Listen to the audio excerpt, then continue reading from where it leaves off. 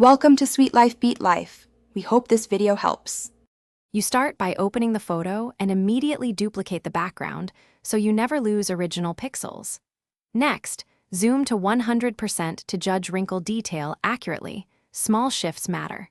Then create a stamped visible layer with Ctrl plus Alt plus Shift plus E so you can apply global fixes while keeping layers intact.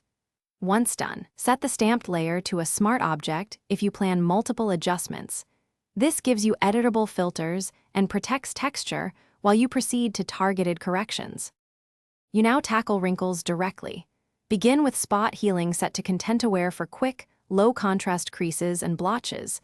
Click and drag gently. For areas near sharp edges, switch to clone stamp with a soft brush and 30-60% opacity so you blend without flattening. Sample nearby skin often.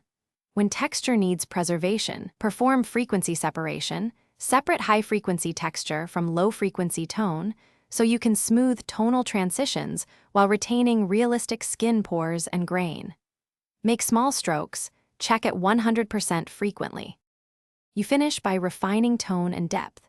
Create a 50% gray layer set to soft light and use dodge and burn to restore natural highlights and shadows.